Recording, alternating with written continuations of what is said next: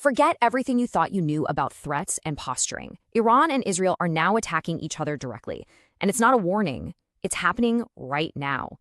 You know, a phrase has been making the rounds that really gets to the heart of this. It's in Urdu, but the meaning, well, the meaning is crystal clear. This war has already started.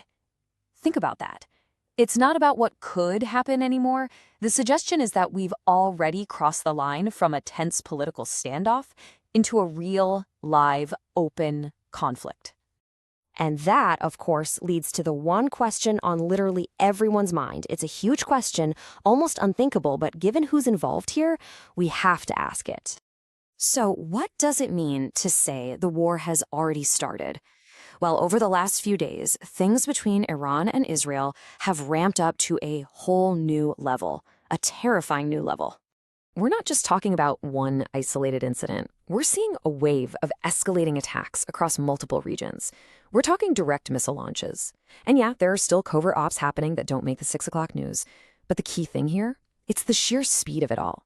This is unfolding at a pace that is, frankly, breathtaking. And that brings us to maybe the single biggest change, the thing that has completely altered the landscape. The very nature of this fight has fundamentally shifted. For years, this has been what everyone called a shadow war, right? It was all fought through proxies, covert missions, things that gave both sides plausible deniability. They could always say, hey, that wasn't us. Well, that's over. The old rules are out the window. Now we are in an era of open, direct conflict. We're talking state-on-state strikes, public missile attacks, and countries openly saying, yes, we did that. The rulebook has been torn up. And this is the result. It's like a line of dominoes has been tipped over. A strike from one side is immediately met with a counterstrike from the other. This isn't a slow burn anymore. It's a tit-for-tat chain reaction, and it's escalating faster and faster with every single move. Okay, so you might be thinking, haven't we seen flare-ups between Iran and Israel before? And you're right, we have. But this time is different. There are 3 key things that make this moment uniquely, incredibly dangerous. First, like we said, the attacks are direct. This is Iran hitting Israel and Israel hitting Iran. No more middlemen. Second, the United States is not on the sidelines. It is openly, clearly, and unambiguously standing with Israel. And third, because of those first 2 points, the entire Middle East is now holding its breath. Every country in the region is on high alert, just one misstep away from being dragged into this.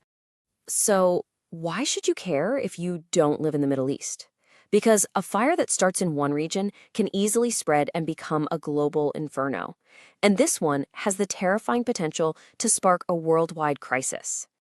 It really all boils down to this one tiny stretch of water, the Strait of Hormuz. It might not look like much, but it's one of the most critical economic choke points on the entire planet. A massive chunk of the world's oil has to pass through this narrow little lane every single day. So what happens if this conflict shuts that strait down? The shock to the global economy would be immediate. I mean, look at this. Oil prices could explode, more than doubling from around $90 a barrel to well over $200.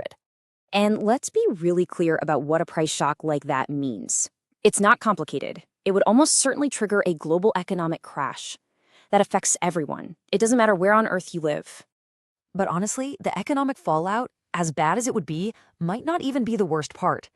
The far bigger risk here is how this conflict could suck in the world's superpowers, turning a regional war into a direct global confrontation. Just look at how the teams could line up. If the US gets pulled in fully on Israel's side, you can bet Iran is not going to fight alone. It will almost certainly call on its major allies for support. We're talking Russia and China. And just like that, you have 2 incredibly powerful global alliances staring each other down. And at that moment, everything changes. This stops being a war in the Middle East. It becomes a full-blown global crisis, a direct standoff between the world's biggest nuclear powers. Which, of course, brings us right back to where we started. What we are watching is an incredibly dangerous game of chicken being played out on the world stage. And the consequences? Well, they're almost too terrifying to even think about. So here's the bottom line. Have we really, truly crossed the point of no return? Is this the actual beginning of a third world war? Or is it still just a terrifyingly high-stakes game of power that the major players can somehow, some way, still walk back from? That's the question that, right now, nobody can answer for sure.